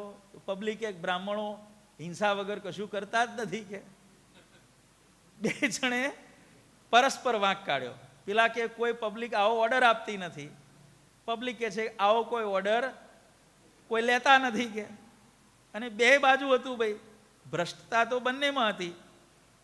પેલાને ખાવું હતું ને પેલાને ખાવું હતું. એટલે ભગવાને નક્કી કર્યું કે આપણે પેલા બ્રાહ્મણોને સુધારીએ કે. જો શરૂઆતના ભગવાનના જે લીલાના ચરિત્રના જે સમયગાળાના જે બધા કાર્યો છે ને, છેક અમદાવાદમાં મૂર્તિ પ્રતિષ્ઠા થઈ ત્યાં સુધી 1878 સુધી ભગવાને બધો પૈસો યજ્ઞમાં વાપર્યો છે ભાઈ, અને પછી બધો પૈસો મંદિરોમાં વાપર્યો. બ્રાહ્મણોને સુધારવા માટે ભગવાને બધાને બોલાયા, તમે બધા ભેગા થાઓ, તમારે પ્રોબ્લેમ શું છે કે અહિંસામાં યજ્ઞ કરવામાં? પબ્લિક ઓર્ડર આપતી નથી. પબ્લિકનું છોડો તમે કે, બોલો જટાશંકર, તમારે કેટલો ખર્ચો છે 12 મહિનાનો? રહેવાનો, જમવાનો, telephone bill, light bill, maintenance, વેરો બેરો બધું એ તમારું 12 મહિના ખર્ચો કેટલો? બોલો કે મારો 150 રૂપિયા. સારું, 175 રૂપિયા મળશે તમને, 25 રૂપિયા વધારે. પણ 12 મહિનામાં ક્યાંય પણ હિંસામય યજ્ઞની કોઈ મહાપૂજા, કોઈ ધાર્મિક વિધિ જવાનું છૂટી, એમાં હિંસા નહીં કરવાની. અને કોઈ હિંસા કરવાનું કે તો એ ઓર્ડર નહીં લેવાનો. તમારે 12 મહિનાનો જેટલો ખર્ચો છે અમે એડવાન્સમાં આપી દઈએ, અને બીજી જે કમાણી થાય તમારી એક્સ્ટ્રા. બ્રાહ્મણો રાજી થઈ ગયા. ઓહો, શું વાત છે મહારાજ, નક્કી ફાઇનલ કે હવે બે બાપના કે આજ પછી બોકડો કાપીએ તો કે. તૈયાર થઈ ગયા બધા ભાઈ. બોલો રૂપાશંકર, આટલું 250 રૂપિયા. 250 રૂપિયા જાઓ તમને 300 રૂપિયા આપ્યા. કોઈનો 300 રૂપિયા ખર્ચો હતો, હવા 300 ભગવાને આપ્યા.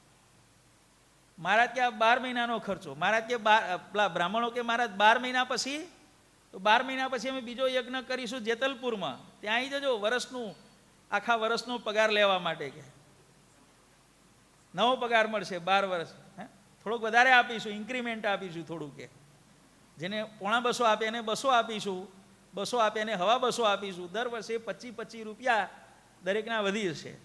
આવી રીતે સળંગ 18 વર્ષો સુધી મહારાજે યજ્ઞો કરી અને બ્રાહ્મણોને સુધાર્યા. બ્રાહ્મણો સદાચારી બન્યા એટલે પબ્લિકે પેલા ઓર્ડરો લેવાના બંધ કર્યા. ઓર્ડરો લેવાના બંધ કર્યા એટલે ઓર્ડરો આપવાના બંધ થયા, એટલે પબ્લિકે સુધરી. આવી રીતે ભગવાને આખા ગુજરાતને સુધાર્યું. ભાઈ વિચાર કરો કેટલા રૂપિયા મહારાજે વાપર્યા. ગઈકાલે આપણે વાત થઈ ને દબાણનો યજ્ઞ, દેવળિયા અને ધમડકામાં ભગવાને દર્શન આપ્યા. દેવળિયામાં ભક્તો ગયા ત્યારે પૂછ્યું કે દબાણમાં શું ચાલે છે? મહારાજ તમે 1,00,000 વિપ્રોને ભેગા કરી અને તમે ત્યાં યજ્ઞ કરો છો. અમે દર્શન કરીને આવ્યા. 1,00,000 બ્રાહ્મણો, વિચાર કરો ભાઈ, 1,00,000 બ્રાહ્મણો રોજ જમાડવાના 2 ટાઈમ.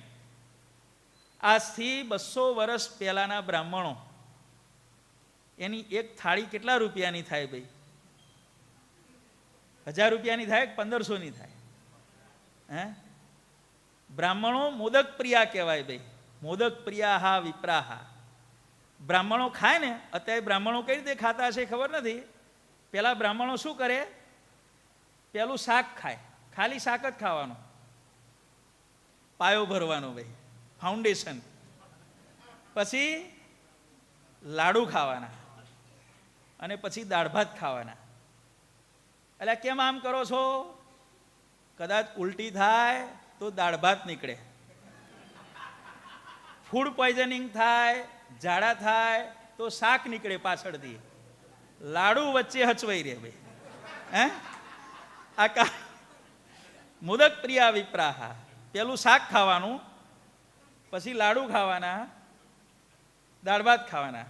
દાળ ભાત અને શાકની સેફટીની કોઈ ગેરંટી નહીં, પણ લાડુની સેફટીની 100% ગેરંટી ભાઈ. આ બ્રાહ્મણોની ખાવાની સિસ્ટમ હતી ભાઈ. મજાક માટે છે આ ખાલી.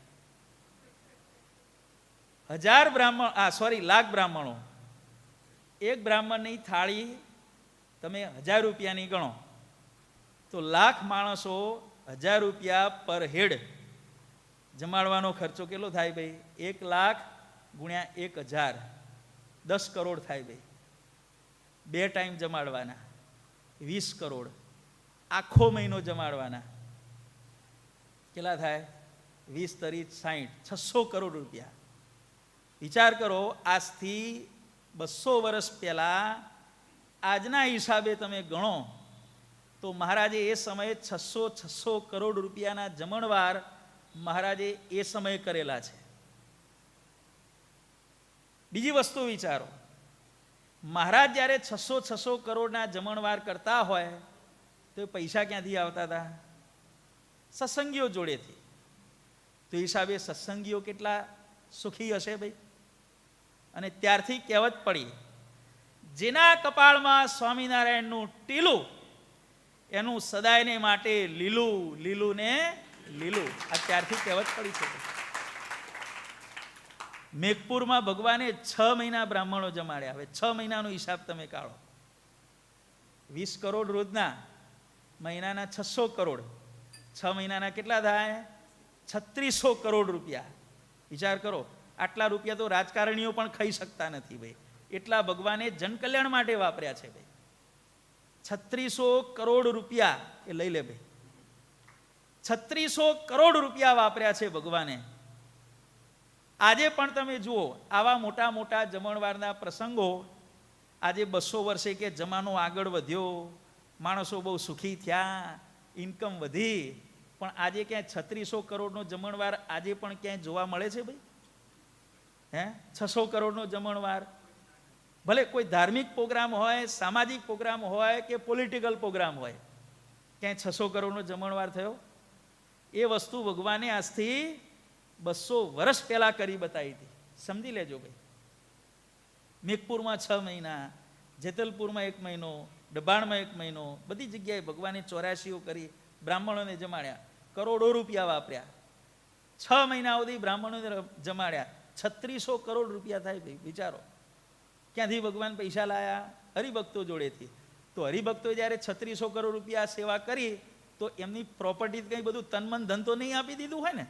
તો હિસાબે હરિભક્તોની સમૃદ્ધિ કેટલી હશે? ત્યારથી કહેવત પડી, સ્વામિનારાયણ વાળા સુખી. આ આજકાલનું નથી હો, આ મહારાજ વખતનું ચાલ્યું આવે છે ભાઈ. આ સમજી લેજો ભાઈ. આવો ખર્ચો સત્સંગીઓના રૂપિયા લઈ મહારાજે હરિભક્તોને જમાડ્યા નથી.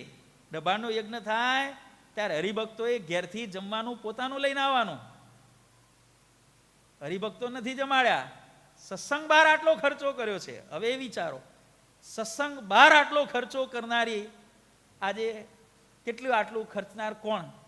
3600 કરોડ રૂપિયા, 600 કરોડ રૂપિયા સત્સંગ બહાર વાપરવાના, અને સત્સંગીઓને કહેવાનું ઢેબરાન છુંદો ઘેરથી લઈને આવવાનું. બોલો, હસવાની વાત નથી ભાઈ. આ ભગવાન કેટલા પરોપકારી છે તમે વિચારો. ભગવાનની દ્રષ્ટિ કેટલી વિશાળ છે એ પણ તમે વિચારો. પરોપકારાય નમઃ કેમ કહેવાય છે? ઉદારાય નમઃ આટલા માટે કહેવાય છે ભાઈ. જુઓ, આ પ્રમાણે ભગવાને યજ્ઞો કર્યા, સમયાઓ કર્યા. કેટલાય યજ્ઞો અને સમયાઓ સત્સંગમાં યાદગાર થઈ ગયા. એ જુઓ, ગઢપુરનો અન્નકોટ ભગવાનને ધરાવવામાં આવ્યો, વાસુદેવ નારાયણની પ્રતિમાને, અને સાક્ષાત સ્વામિનારાયણ ભગવાન પોતે જમતા હોય એવા દર્શન આપ્યા ભાઈ. ગઢપુરનો અન્નકોટ ઇતિહાસમાં અમર થઈ ગયો ભાઈ. પંચાળાનો ફૂલડોળ અડધો કળિયુગ કાઢ્યો. પાછળનો કળિયુગ હતો, ત્રીજું અને ચોથું ચરણ, જે સાવ ખરાબ કળિયુગ હતો એ આખો ભગવાને કાઢ્યો.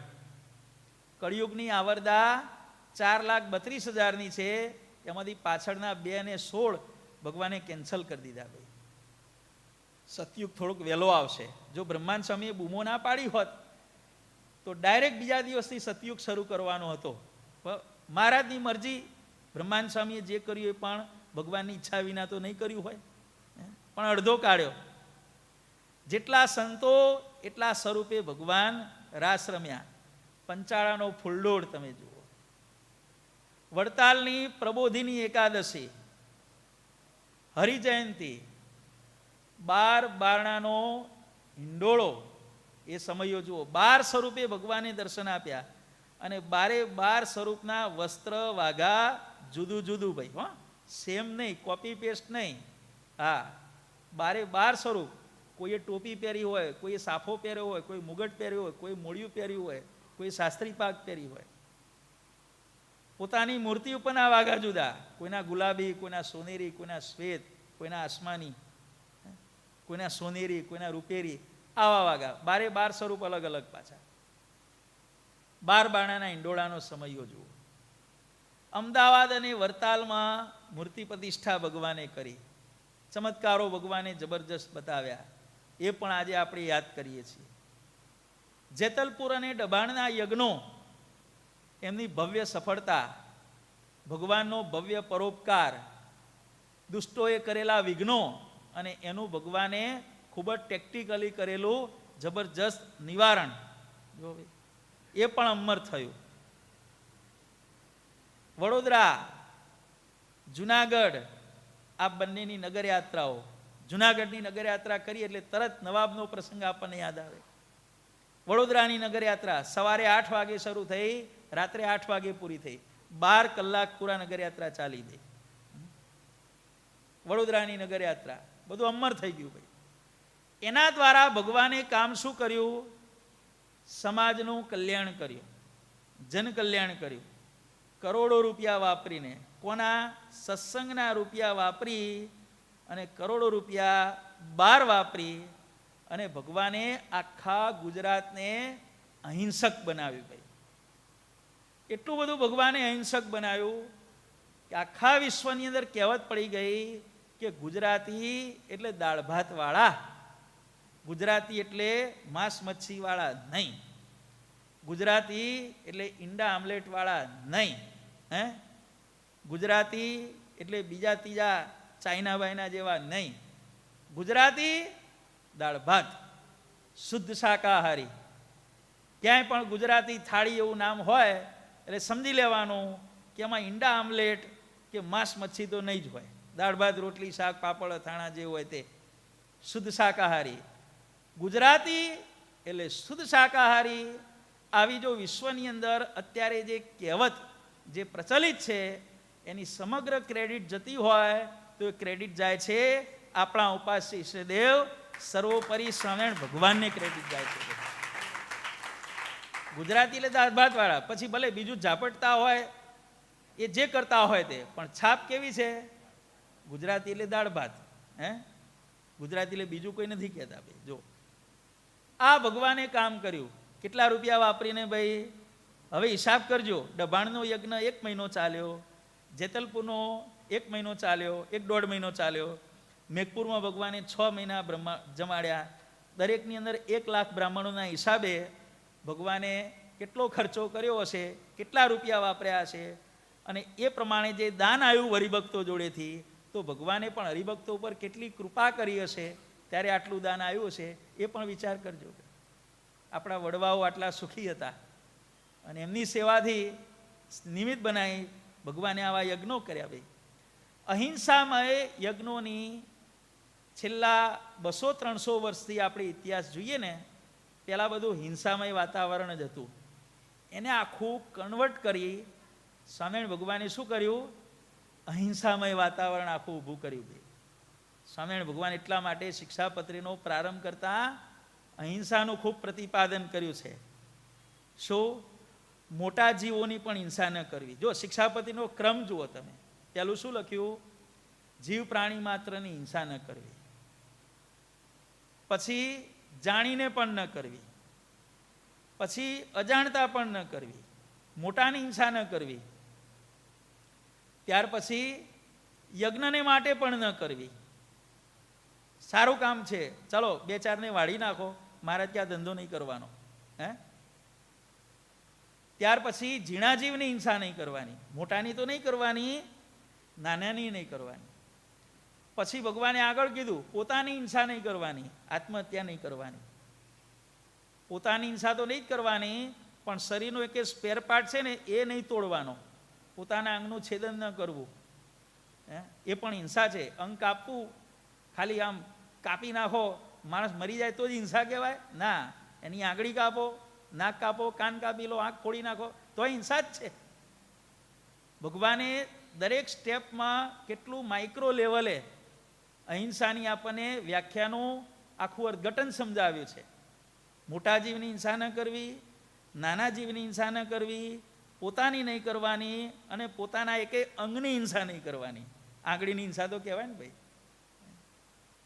કેટલું માઇક્રો લેવલે ભગવાને સમજાવ્યું છે. ભાઈ ભગવાને આવા યજ્ઞો કર્યા, બાપાશ્રીએ પણ યજ્ઞો કર્યા. એ જો 59ની સાલમાં બાપાશ્રીએ બહુ જ મોટો યજ્ઞ કર્યો. બાપાની આર્થિક પરિસ્થિતિ નિર્ગુણ બાપાના વખતમાં અને ઈશ્વર બાપાના વખતમાં બાપાશ્રીનો રોલ આખો ભિન્ન ભિન્ન પ્રકારે છે.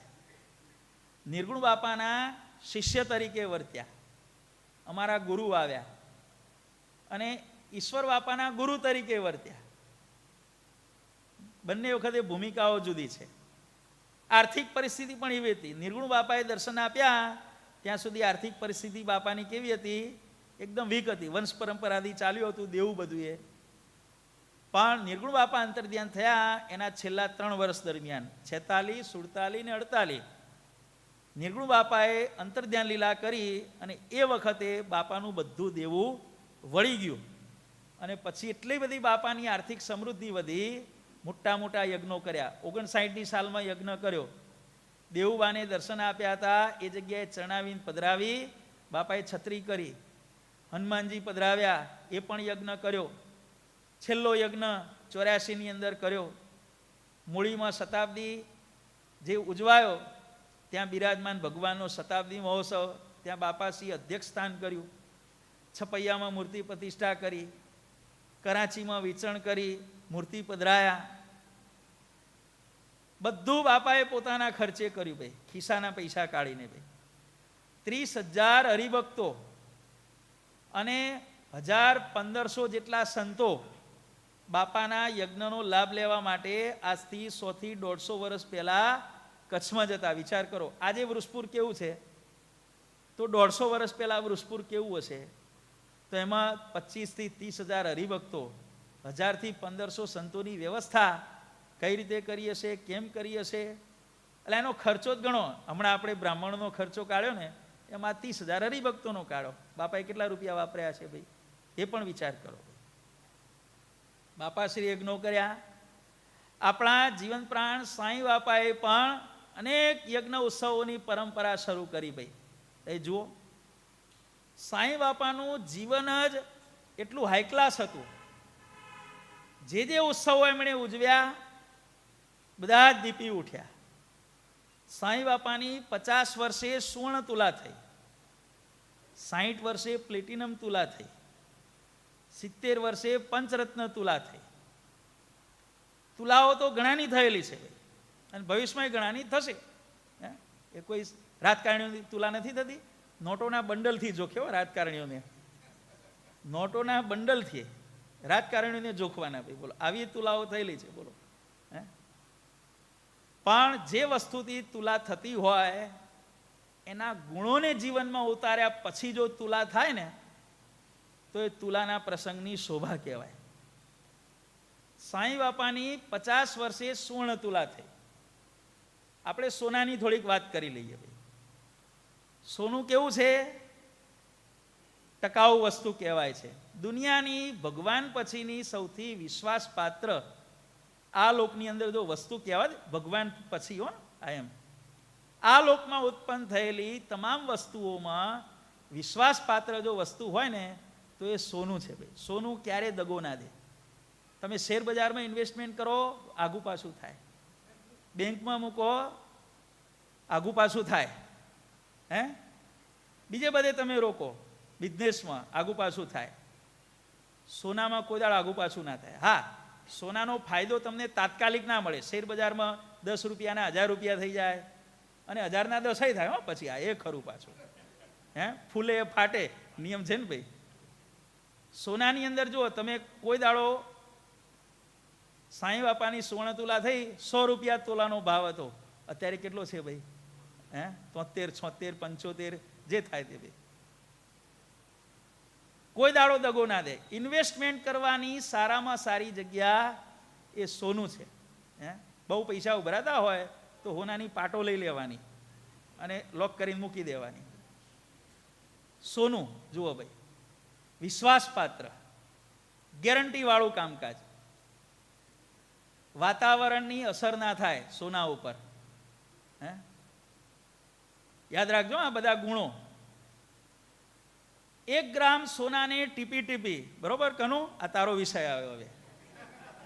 1 ગ્રામ સોનાને ટીપી ટીપી અને એનો 1 સ્ક્વેર મીટર જેટલો વરખ તૈયાર કરી શકાય. સોના 1 ગ્રામ સોનું લેવાનું, એને tip tip tip tip tip કરો અને ફેલાઈ રાખવાનું, ફેલાઈ રાખવાનું. તો છેલ્લે જે વરખ તૈયાર થાય ને એ 1 મીટર બાય 1 મીટર, ક્યાંય પણ ખંડિત નહીં, ક્યાંય પણ બ્લેન્ક નહીં. તમે આમ ઊંચું કરીને જુઓ તો ક્યાંયથી લાઇટ ના દેખાય અંદર ભાઈ, આટલો હોલ ના હોય. 1 ગ્રામ સોનામાંથી 1 સ્ક્વેર મીટર જેટલો વરખ તૈયાર કરી શકાય. બરોબર ને? 1 ગ્રામ સોનામાંથી 3 કિલોમીટર જેટલો વાયર લાંબો બનાવી શકાય, અખંડ. 1 ગ્રામ સોનામાંથી 3 કિલોમીટર લાંબો વાયર એમાંથી બનાવી શકાય. સોનું છે એને કોઈ રસાયણની અસર થતી નથી. સાંઈ બાપાની સુવર્ણ તુલા એટલા માટે સાર્થક છે કે સાંઈ બાપાને ઈશ્વર બાપાના અંતર ધ્યાન થયા પછી, બાપાશ્રીના અંતર ધ્યાન થયા પછી જે કોઈ વિષમ વાતાવરણ સર્જાયું એ વિષમ વાતાવરણની સાંઈ બાપાના ઉપર કોઈ જાતની અસર ના થઈ ભાઈ. થઈ અસર ભાઈ? બાપા ડગ્યા નહીં. કેટલું ભયંકર પ્રતિકૂળ વિષમ વાતાવરણ હતું. પણ હોનાની જેમ સાંઈ બાપા આખી દુનિયામાં ઝળક્યા ભાઈ. વિચાર કરો ભાઈ, વાતાવરણની અસર ના થઈ. ગેરંટી વાળું કામકાજ, સોનાનું કામ ગેરંટી વાળું. ઈશ્વર બાપાને વચન આપ્યું, તમે બોલો એ મારું બ્રહ્મવાક્ય. આખું જીવન ઈશ્વર બાપાએ જે એજન્ડા નક્કી કરી આપ્યો હતો એ એજન્ડાને પૂરું કરવામાં સાંઈ બાપાનું આખું જીવન વીત્યું. ગુરુએ જે વિશ્વાસ મૂક્યો એ વિશ્વાસને સાર્થક કરવાનું કામ સાંઈ બાપાએ કર્યું ભાઈ. ગેરંટી વાળું કામકાજ. જેમ સોનાનું કામ ગેરંટી વાળું, એમ સાંઈ બાપાની પણ ગેરંટી, અને ગુરુને ગેરંટી આપી ભાઈ, ગેરંટી વાળું કામકાજ. 1 ગ્રામ સોનામાંથી 1 સ્ક્વેર મીટર વરખ તૈયાર કરી શકાય. સાંઈ બાપાએ, ઈશ્વર બાપા જ્યારે અંતર્ધ્યાન થયા ત્યારે સાંઈ બાપાની પ્રોપર્ટી કેટલી ભાઈ? 3 રૂમો, 3 કોલસા કોથળા, કોલસાના 3 કોથળા અને કેરોસીનનો ડબ્બો. આટલી પ્રોપર્ટી હતી ભાઈ. 1 ગ્રામ હોના જેટલી પ્રોપર્ટી હતી.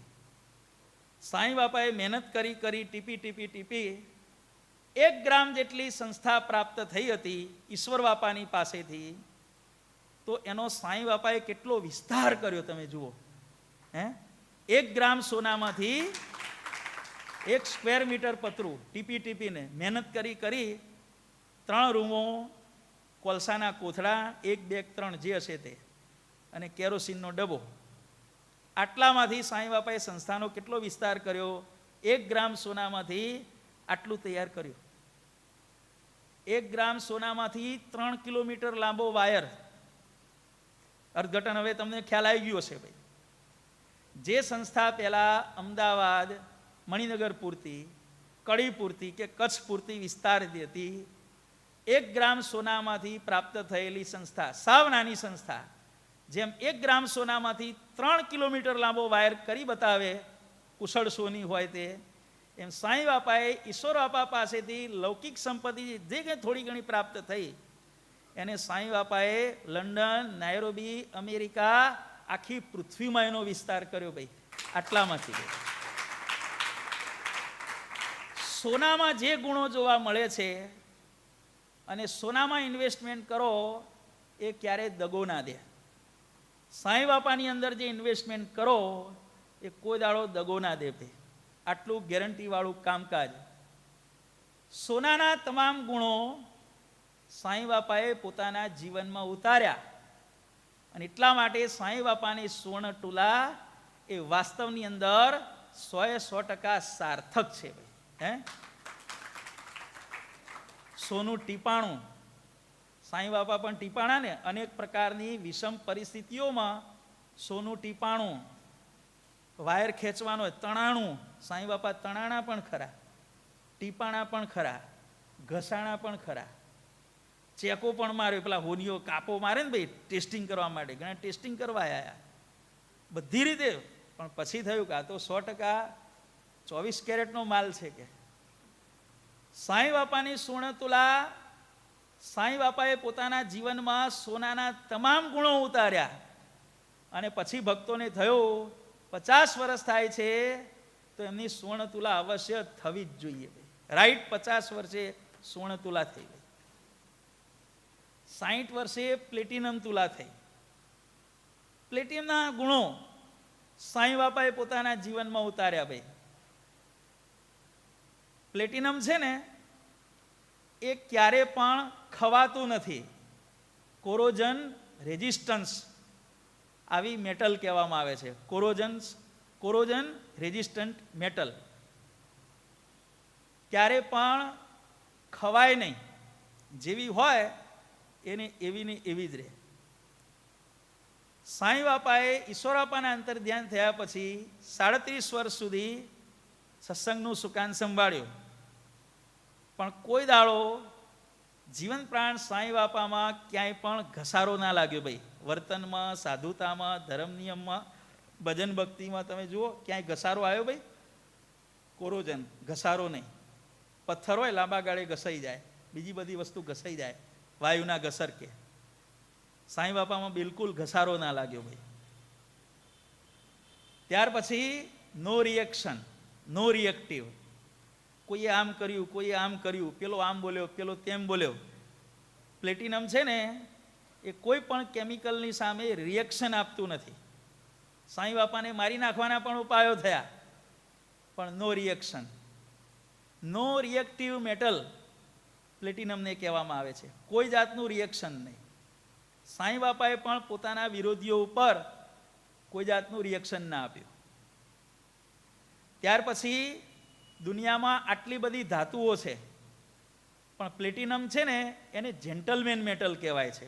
તમે ગૂગલમાં જોજો, નોબલ મેટલ કહેવાય છે. બીજી બધી ધાતુઓ છે ને એ જેન્ટલમેન નથી. તમામ તત્વો, મૂળ તત્વો કેમિસ્ટ્રીની અંદર આવે છે. હાઇડ્રોજનથી માંડી, હાઇડ્રોજન, હિલિયમ, બોરોન, બેરિલિયમ, ત્યાંથી માંડી છેક જે 150 તત્વો શોધાયા છે, એમાં જેન્ટલમેન જો ધાતુ હોય ને તો પ્લેટિનમ છે. જેન્ટલમેન મેટલ કહેવામાં આવે છે, નોબલ મેટલ. આખી દુનિયાએ સ્વીકાર્યું. ભારત સાધુ સમાજ में ये मुक्त जीवन दास जी रत्न समान है. જો ભાઈ, આ જેન્ટલમેન કહેવાય છે. એ પણ પ્લેટિનમનો ગુણ સાંઈ બાપાએ સાબિત કરી બતાવ્યો. અને નો કેમિકલી કમ્બાઇન મેટલ કહેવામાં આવે છે. કોઈની જોડે કમ્બાઇન થતી નથી. ગમે તે કેમિકલ પ્લેટિનમ ઉપર નાખો તો એમાંથી કંઈ બીજું તૈયાર થતું નથી. કોઈ કેમિકલ જોડે મિક્સ નહીં થવાનું. સાંઈ બાપા પોતાના જીવનમાં બીજા કેટલાય કેમિકલો આવ્યા, બાપાના સિદ્ધાંતો વિરુદ્ધમાં, ઈશ્વર બાપાની આજ્ઞા વિરુદ્ધમાં, સ્વામિનારાયણ ભગવાનની આજ્ઞા વિરુદ્ધમાં કેટલાય કેમિકલો આવ્યા, પણ આવા કોઈ કેમિકલ ભેગા સાંઈ બાપા મિક્સ ના થયા. ભાઈ, નો કેમિકલી કમ્બાઇન. નહીં તો શું હોય, પોતાનો સ્વાર્થ સાધવા, પોતાના આજ્ઞા વિરુદ્ધના મનોરથો પૂર્ણ કરવા માણસો કેટલાય લુચ્ચા અને માણસોની જોડે કમ્બાઈન થઈ જાય. મારો સ્વાર્થ સિદ્ધ થાય છે ને, આજ્ઞાનું જે થવું એ થાય, સિદ્ધાંતનું જે થવું એ થાય, મારું કામ થવું જોઈએ.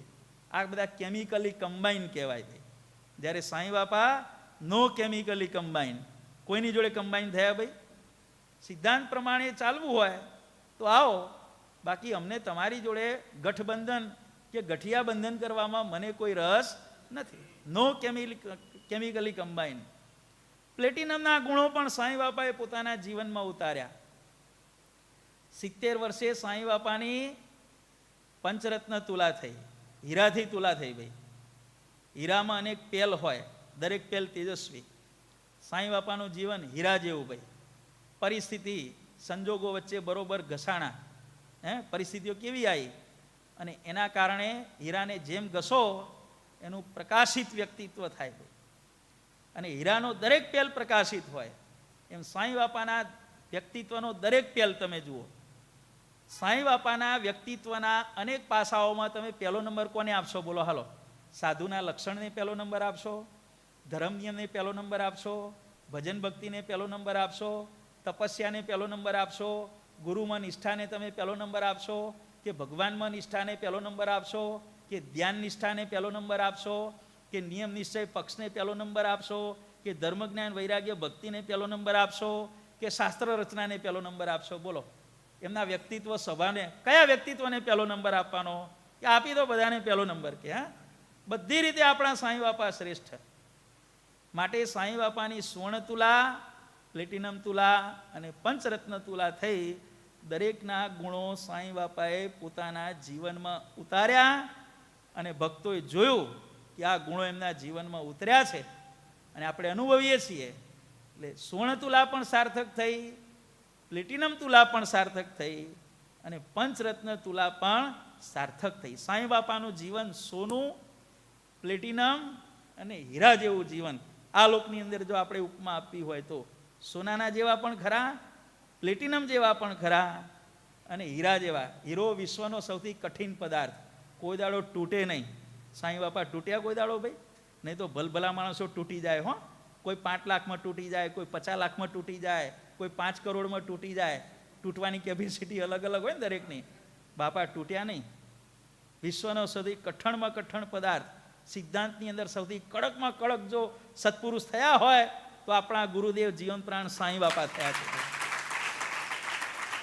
હીરો વિશ્વનો સૌથી કઠણમાં કઠણ પદાર્થ. ગુરુની આજ્ઞામાં પણ એવું નહીં કે ભાઈ ગાદીપતિ બની ગયા અને પછી ગુરુને ભૂલી ગયા, ગુરુની આજ્ઞા વિરુદ્ધ વર્તવા માંડ્યા. નહીં, છેક છેલ્લે સુધી ભાઈ જો ના તૂટ્યા. હો, હીરો કુદા તૂટે, સાંઈ બાપા કુદા તૂટે ભાઈ, ના તૂટ્યા. હીરાના પણ તમામ ગુણો જુઓ અને ત્યારે એની વેલ્યુ, સોનાનો ભાવ જુઓ, પ્લેટિનમનો ભાવ જુઓ, હીરાનો ભાવ જુઓ.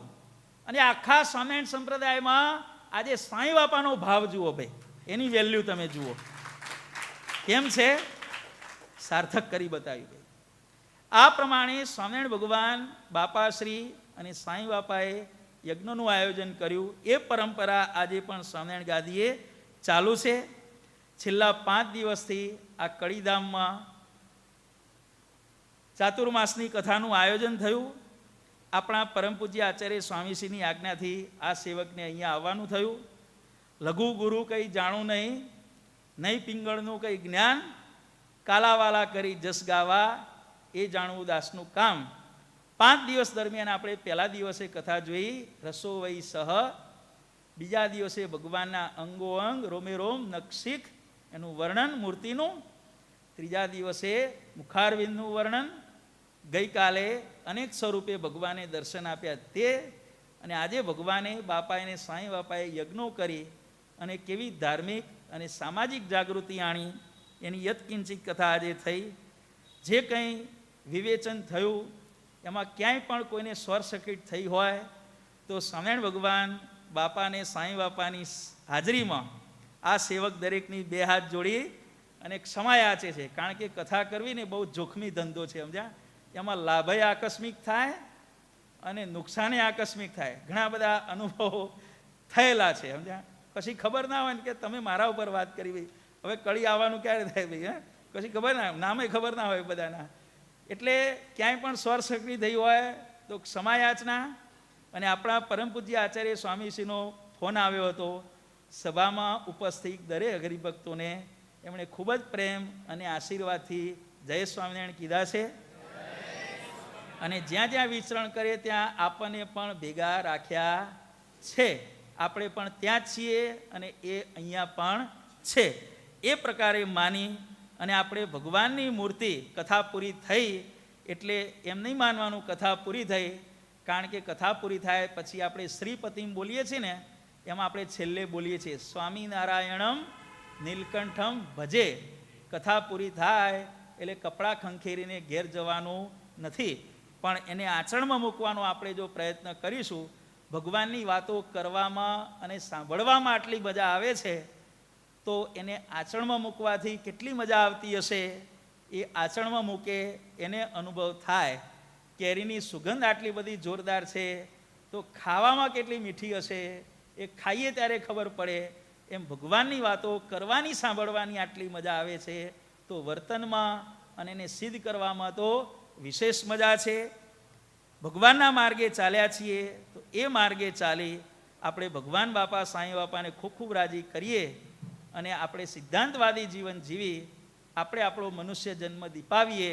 એ જ અભ્યર્થના. બોલો અક્ષરધામના અધિપતિ સ્વામિનારાયણ બાપાની જય, ઘનશ્યામ મહારાજની જય, હરે કૃષ્ણ મહારાજની જય.